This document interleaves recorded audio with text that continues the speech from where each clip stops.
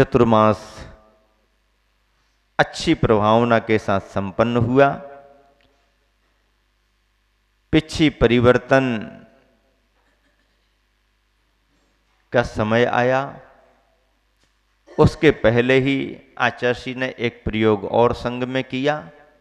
जो बहनें 2-3 वर्ष से व्रत लेकर के स्वाध्याय साधना कर रही थीं, ऐसी बाल ब्रह्मचारिणी बहनों को, कुछ बहनें 5-5, 7-7 बरस की भी पुरानी थीं, तो उन बहनों के लिए आचार्य ने 10 प्रतिमा के व्रत दिए और 10 प्रतिमा के व्रत देकर के ये कहा कि अब आपको पैदल ही विहार करना है, गाड़ी वाहन का प्रयोग नहीं करना। आप लोग बार बार निवेदन करते हो आचार्य हम लोगों को भी दीक्षा मिले, हम लोगों को भी दीक्षा मिले, तो प्रयोग के तौर पर आप इतना करो। और विहार भी आपको अलग अलग करना पड़ेगा, संग में मैं किसी को रखूंगा नहीं, ये पहले लिख करके रखना। ऐसा आचार्य ने कहा। 10 प्रतिमाओं के उनके व्रत हुए। हम 3 ब्रह्मचारियों को जो पुराने थे और स्वाध्याय साधना में आचार्य की नजर में ढल चुके थे, तीनों को बुला करके 7-7 प्रतिमा के व्रत दिए। पिछी परिवर्तन समय पर हुआ और बड़ी प्रभावना के साथ, विधान के साथ पिछी परिवर्तन संपन्न होने के बाद आचार्य ने नैनागिर से सम्मेद शिखर जी का लक्ष्य बना करके विहार किया। इस नैनागिर का भी एक संदर्भ है जो 1982 का तो नहीं है, लेकिन 1981 के चतुर्मास का है। प्रसंग में उसे जोड़ देना जरूरी है क्योंकि आगे बढ़े तो फिर बढ़े। पिछी परिवर्तन की चर्चा आई। सन 1981 में जब हम लोगों का प्रवेशी हुआ था, उस समय पिछी लेने देने वालों का इतना ऐसा कोई बहुत ज़्यादा क्रेज जैसा नहीं था। निवेदन कर लिया, मिल गई तो ठीक है, नहीं तो कोई बात नहीं, और लगभग ग्रस्त ही पिछियों को ले लिया करते थे। पिछी परिवर्तन के समय कमेटी वालों ने लिस्ट बना ली, आचार्य के सामने बता दी। आचार्य का नाम बोलते जाओ, जो भी परिवारीजन है लेते जाएंगे और यथा योग्य नियम उनको दे दिए गए। और ऐसा करते करते अब वो 2-4 पिछियां बची महाराजों की, तो आचार्य ने कहा और नाम अनाउंस कर दो, किसी को लेने का भाव हो तो आ जाए। अनाउंस कर दिया। अब उस समय तैयारी से तो कोई आए नहीं होंगे, तो तुरंत में क्या व्रत लेंगे, क्या देंगे आदि आदि कुछ संकोच में रहे होंगे। तो आचार्य को इतना समय तो था नहीं, तो कहने लगा अरे क्या अनाउंस करते हो, अपने ये ब्रह्मचारी भी तो बैठे हैं, तो इन्हीं को दे दो, पुरानी पिछियां इन्हीं को दे दो। एक नया नया ब्रह्मचारी आया था जबलपुर का, वो तो फट से खुश हो गया और उठ करके खड़ा हो गया। एक महाराज जी की उसको दिला दी। एक और ब्रह्मचारी ने देखा ये तो अच्छा है, वो भी खड़ा हो गया, अच्छा हाँ इसको भी दे दो, उसको भी मिल गई। आचार्य ने हमारी तरफ भी इशारा किया, खड़े हो जाओ। अब मन में तो कुछ भाव अलग आ रहा था और आचार्य का संकेत हो गया, तो खड़े तो होंगे ही होंगे, खड़े हो गए। हाँ हाँ इसको भी। तो हमने आचार्य को धीरे से कहा, आचार्य हम तो संघ में नई पिछी लेने आए हैं, पुरानी पिछी लेने नहीं आए। हम तो संघ में नई पिछी लेने आए हैं, पुरानी पिछी लेने नहीं आए। हाँ अच्छा ऐसा है, हाँ हाँ चलो चलो बैठो बैठो बैठो बैठो।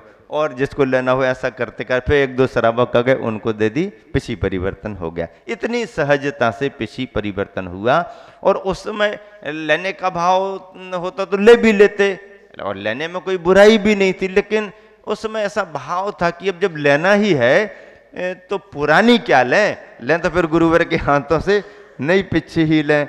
और उस बात की प्रशंसा आचार्य ने की। देखो हमारे संघ के ब्रह्मचारियों का लक्ष्य कैसा रहता है और इसलिए उनकी ऐसी तैयारी होती है। बहुत अच्छा कह करके उस भाव की प्रशंसा की कि हाँ भाव तो ऐसा ही होना चाहिए।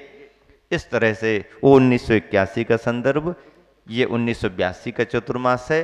और 82 के इस चतुर्मास में जो सम्मेद शिखर जी की यात्रा का भाव बना, वो भी एक बहुत बड़े लक्ष्य को लेकर के बना। आचार्य श्री नैनागिर से नवंबर के माह में विहार किए। वही दलपतपुर बंडा होकर के कर्रापुर, परसौरिया आदि आदि करते हुए एक गड़ाकोटा से दमोह पधारे। दमोह में कुछ दिन का आचर्षि का प्रवास 2-4 दिन का रहा। उसके बाद आचर्षि ने वहाँ से बिहार शुरू किया। दमोह के बाद अभाना, जवेरा होकर के आचर्षी एक बीच का रास्ता है, उस रास्ते से निकल करके मझौली होकर के बहोरीबंद क्षेत्र पर पहुंच गए। अब बहोरीबंद क्षेत्र पर पहुंचे तो लाइन कटनी तरफ की बन गई। लोगों में बहुत जिज्ञासा बनी, आचर्षी किस तरफ विहार कर रहे हैं, आचर्षी कहाँ जा रहे हैं। उड़ती उड़ती चर्चाओं में ऐसा आभास हो रहा था कि आचर्षी सम्मेद शिखर की ओर विहार कर रहे, लेकिन आचर्षी ने किसी को उस समय तक कहा नहीं था, स्पष्ट कुछ था नहीं। बहोरीबंद में कुछ दिन का प्रवास करके आचर्षी का कटनी की ओर विहार हुआ। कटनी पहुँचे, कटनी की समाज बड़ी, सभी लोगों ने धर्म लाभ भी लिया और जानना भी चाहा कि आचर्षी आगे का विहार कहाँ के लिए है, क्या है। आप कटनी ही विराजमान रहे तो बहुत अच्छी बात है, लेकिन संकेत मिला कि नहीं आगे विहार होगा। तो फिर आचर्षी किस तरफ विहार, क्योंकि उड़ती उड़ती खबरों में लग रहा था कि सम्मेद शिखर जी को जाना। अब सम्मेद शिखर जी को जाना तो फिर रास्ता वो मिर्जापुर बनारस वाला बनता है, लंबा रास्ता होता है, तो समाज के यहाँ से विहार करेंगे तो समाज को सब देखना आदि आदि। इस तरीके से जगन मोहन लाल जी पंडित जी और समाज बंधु वहाँ पर आचर्षी के पास जाते आते रहते थे। फिर जो भी निवेदन हुए समाज के, उन सबको देख करके आचर्षी ने अपना भाव रखा, हाँ सम्मेद शिखर की यात्रा करने का भाव है और बिहार उसी निमित्त से हुआ है। अब ये चर्चा स्पष्ट हो गई कि आचर्षी सम्मेद शिखर जी विहार कर रहे हैं। अब रास्ते के बारे में पूछा गया तो वही निर्धारित रास्ता, जिस रास्ते से सभी संघ लगभग चाहे दक्षिण भारत के महाराज जी आते हों चाहे इसी तरफ से, वही अपने कटनी से बनारस वाला रास्ता पकड़ करके और शिखर जी को जाते रहे। आचर्षी ने कुछ और विशेष पूछताछ करी और भी अन्य रास्ताओं की जानकारी ली, तो आचर्षी को एक रास्ता और ख्याल में आ गया जो शहडोल, बुढ़ार शहडोल होकर के चिरमिरी होकर के कोतमा से निकल करके जो बैकुंठपुर, अंबिकापुर, डाल्टनगंज से फिर सीधा हजारीबाग को मिलता है। नक्शे के माध्यम से और जानकारियों से आचर्षी को ये रास्ता भी ख्याल में आ गया। आचर्षी ने अपना भाव भी ऐसा रख दिया कि एक रास्ता ये भी है और इसमें नए नए गांव मिलेंगे।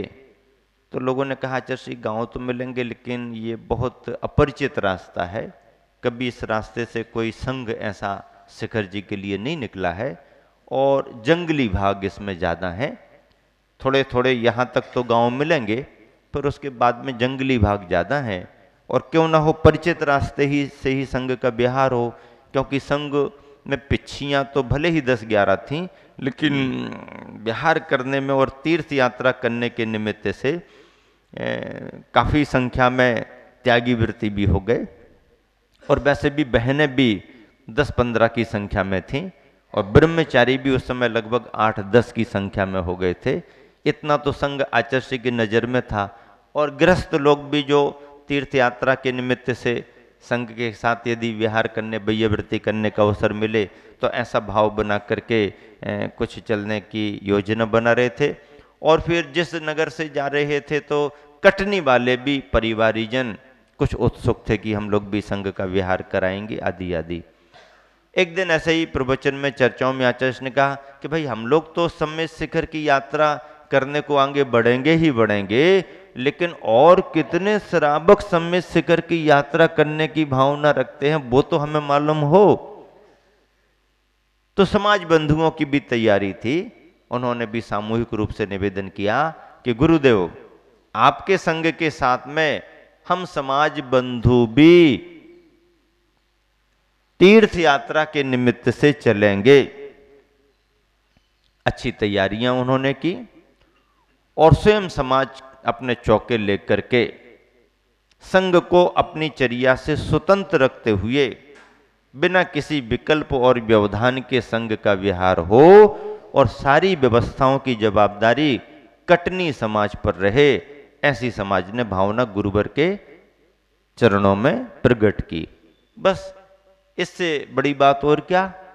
समाज अपनी व्यवस्थाएं लेकर के चले, संघ अपने हिसाब से विहार करे और निश्चित समय पर स्थान कटनी से लेकर के तय हुआ। लेकिन आचार्य श्री का जो मानस ये देखा जा रहा था कि इस रास्ते से जाएंगे तो समाज थोड़ी सी इसमें संकोच कर रही थी और समाज को सुविधा महसूस भी नहीं हो रही थी, क्योंकि ये परिचित रास्ता है, सभी का आना जाना है, इसमें कठिनाइयाँ भी हो सकती हैं, असुविधाएं होंगी, ऐसा लोगों के मन में था। तो एक दिन समाज बंधुओं ने गुरुवर को निवेदन किया, गुरुवर ये सामने वाला ये मिर्जापुर बनारस वाला राजमार्ग है और राजमार्ग से ही आपका बिहार हो तो बहुत अच्छा रहेगा। आचार्य श्री ने भी अपने प्रवचन में एक दिन भाव प्रकट किया कि हाँ, गृहस्थ लोग राजमार्ग को देखते हैं और साधु लोग महाराज मार्ग को देखते हैं। अब महाराज मार्ग नया नाम आ गया। हाँ ठीक है, आप लोग तो राजमार्ग को ही देख करके चलोगे, लेकिन संघ है ये तो राजमार्ग को भी देखते हैं और कभी कभी महाराज मार्ग को भी देख लेते हैं। लोगों को लगा कि आचार्य श्री इसी रास्ते से आगे बढ़ेंगे और आचार्य श्री ने कह दिया कि भाई ठीक है, राजमार्ग नहीं है तो नहीं है, महाराज मार्ग तो बन जाएगा। ऐसा करके उस रास्ते का तय किया और एक दिन सहज ही प्रवचन सुबह आचार्य श्री का हो रहा था। सुबह का प्रवचन बहुत अच्छा हो गया। दोपहर को भी आचार्य श्री उपस्थित हो गए सभा में। लोगों को अनुमान लग गया कि आज सभा में लगभग 1:30 बजे आचार्य श्री आ गए हैं तो बिहार होगा ही। 5-10 मिनट का प्रवचन दिया और प्रवचन का पूरा सार मुझे अभी भी याद है। आचार्य श्री बोले कि देखो, भव्य आत्मा को, साधक को निर्वाण होता है तो कर्म रहित अवस्था, शुद्ध आत्म तत्व सिद्धालय में जाके विराजमान होता है। और उदाहरण उमा स्वामी महाराज ने क्या दिया, एरंड बीज के समान दिया है कि एरंड का बीज जब तक फल के अंदर दबा रहता है, दबा रहता है, दबा रहता है, स्निग्धता रहती है तो वो पकड़ में रहता है, बंधा रहता है। और जब फल की स्निग्धता खत्म होती है और फल जब सूखता है तो स्थिति ये बनती है कि फल चटक जाता है और उसके अंदर का बीज ऊपर की ओर निकल जाता है। तो ऐसे ही जैसे एरंड का बीज कवच को तोड़ करके स्वतंत्र हो गया, ऐसे ही मैं अब तुम्हारी सारी व्यवस्थाओं से ऊपर उठ करके एरंड बीज की तरह स्वतंत्र होकर के विहार करूंगा। आप अपनी व्यवस्थाएं देखें और हम अपने संघ की व्यवस्था अपने तरीके से देख करके चलेंगे। और इतना ही कह करके बस अंतिम उपसंहार किया और वहीं से विहार कर दिया। इस लंबे विहार में प्रभावना के निमित्त भी बहुत अच्छे अच्छे बने, क्योंकि अजैन बहुल इलाका था और उस इलाके में इस तरह के महाराज और ऐसे बड़े संघ का विहार कभी हुआ नहीं था। नए नए गांव नगरों में जाने पर जैन जैनेतरों ने काफ़ी अच्छे तरीके से धर्म लाभ लिया। जिस समय चिरमिरी में आचार्य श्री का संघ पहुंचा, रविवार की धर्म सभा होनी थी, उस समय चिरमिरी के इतिहास कोल माइंस का पहला दिन था वो, जब पूर्ण रूप से माइंस के लिए कर्मचारियों से लेकर के सारे लेबरों को ये कहकर के छुट्टी प्रदान की गई कि जैन संत नगर में आए हुए हैं और उनका सार्वजनिक प्रवचन होना है और सभी लोग प्रवचन सुनने को जा सकें। इसके लिए पहली बार इतने बड़े रूप में सभी की छुट्टी हुई, अन्यथा पूर्ण रूप से छुट्टी वहां पर कभी होती नहीं। ड्यूटियां बदलती रहती हैं, 24 घंटे काम चलते रहते हैं, लेकिन उस दिन छुट्टियां सबके लिए कर दी गई और बहुत आयत अजैन बंधुओं ने आकर के वहां पर आचार्य श्री के प्रवचनों का लाभ लिया। ऐसा करते हुए आचार्य श्री चिरमिरी से जिस इलाके में आगे बढ़े, वो गांव आज भी याद आते हैं।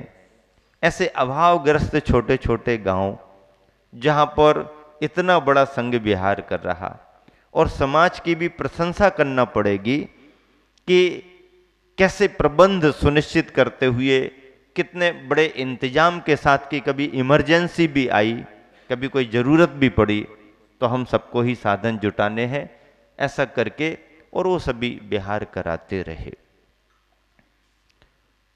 उस दिन चिरमिरी रात में लगभग 11 साढ़े 11 बजे तक कर्मचारी आते रहे जाते रहे। आचर्षी से पूछा गया, कार्यकर्ताओं ने, ब्रह्मचारियों ने कि आचर्षी बंद कर दिया जाए दरवाजा, तो आचर्षी ने शाम को ही कह दिया था, कभी कभार अपन आते हैं, अजैन बहुल इलाका है और यदि दर्शनार्थी आते हैं तो मना नहीं करना। बस ये कह करके आचर्षी सामयिक को बैठ गए और रात 9-10 बजे तक जिनको जैसा समय मिला अजैन बंधु दर्शनार्थ संघ को देखने के लिए रात में आते। जैसे जैसे समाचार दूर दूर तक गए, लोग पैदल पैदल गाड़ी वाहन से आ रहे। उस दिन देख करके लगा कि वाकई में कैसा पुण्य प्रभाव गुरुवर का, और कैसे बिना कोई पब्लिसिटी के लोग चले आ रहे और आ ही रहे। ऐसा नहीं, कॉमन हो गया था दिन से ही कि मधु मांस का त्याग करना, तो रात में भी आ रहे। तो कार्यकर्ता ही बाबा जी के दर्शन करते ना, ये छोड़ना पड़ता है तभी आशीर्वाद फलता है, बाबा जी के दर्शन करना है ये छोड़ना पड़ता है तभी आशीर्वाद फलता है। ऐसा करके लोग भी अपने मन से अजैन बंधु, हाँ हम भी छोड़ेंगे। तो ये और अच्छा लगा कि इतने सारे लोग इतनी बड़ी हिंसा अवक्ष का त्याग कर रहे, बहुत बड़ी उपलब्धि है। और ऐसा करते उस बेल्ट में, लगभग आदिवासी बेल्ट बहुत बड़ी है उस तरफ की, सब जगह से बिहार हुआ। बैकुंठपुर, अंबिकापुर, रामानुजगंज उस समय एमपी का आखिरी छोर था। एक नदी बहती है, वो नदी दिख रही है। उस समय इतनी ठंड पड़ रही थी, ऐसा औस कोहरा पाला, समझ लीजिए कि 10-20 कदम आगे का भी कुछ दिखाई नहीं दे रहा था। वो नदी मतलब नदी के किस तरफ तो आहरचर्या हुई और उसके पार जाकर के रात्रि रुकना और अगले दिन डाल्टनगंज पहुंचना आदि। डाल्टनगंज जब गए तो वही समझ लो कि दिसंबर और जनवरी का समय चल रहा था। लास्ट दिसंबर जनवरी शुरू हो गई और शुरू होते होते दिन निकल रहे। अब डाल्टनगंज गए तो प्रवेश करते समय 10 कदम आगे के आदमी नहीं दिख रहा, इतना घना कोहरा और औस के कण शरीर पर जम रहे हैं।